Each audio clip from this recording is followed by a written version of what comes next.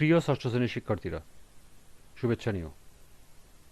আজকে আমি তোমাদের বিজ্ঞান বিষয়ের নতুন বই থেকে দশম অধ্যায় গতি এর নমুনা প্রশ্নোত্তর থেকে সংক্ষিপ্ত উত্তর প্রশ্নের সমাধান করে দেব। প্রথমে তোমাদের বলবো যারা আমার চ্যানেলটি সাবস্ক্রাইব করো না তারা আমার চ্যানেলটি সাবস্ক্রাইব করবে এবং আমার সাথে থাকবে। তা চলো আমরা ক্লাস শুরু করি। বিজ্ঞান দশম অধ্যায় সংক্ষিপ্ত উত্তর প্রশ্ন। 1. সিলিং ফ্যানের গতি কোন ধরনের গতি? ব্যাখ্যা করো। 2. সাইকেলের চাকার গতি একটি জটিল গতি, ব্যাখ্যা করো। 3. দ্রুতি ও বেগের মধ্যে দুটি পার্থক্য লিখো। তাহলে চলো এখন আমরা এই তিনটি প্রশ্নের সমাধান দেখে নিই।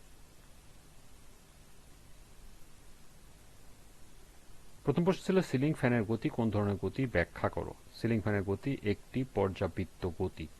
যদি কোনো গতিশীল বস্তু একটি নির্দিষ্ট সময় পরপর একটি নির্দিষ্ট বিন্দু দিয়ে একই দিকে একইভাবে অতিক্রম করে তবে সেই গতিকে পর্যাবৃত্ত গতি বলে।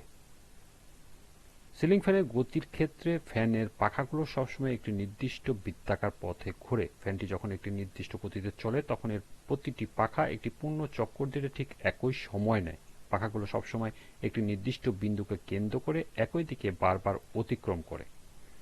যেহেতু ফ্যানের পাখাগুলো একটি নির্দিষ্ট সময় পরপর একই পথ দিয়ে বারবার যাতায়াত করছে তাই সিলিং ফ্যানের গতিকে পর্যাবৃত্ত গতি বলা হয়।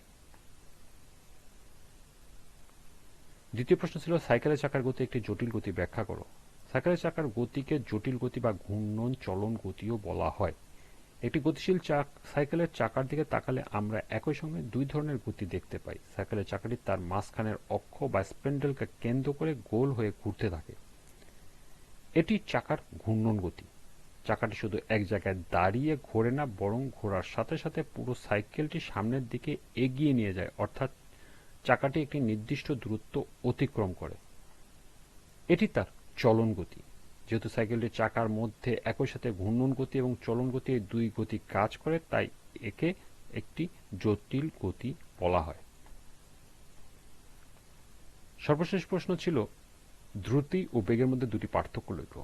দ্রুতি ও বেগের মধ্যে দুটি পার্থক্য হল: ক, দ্রুতি কোনো গতিশীল বস্তুর একক সময়ে অতিক্রান্ত দূরত্ব হল দ্রুতি।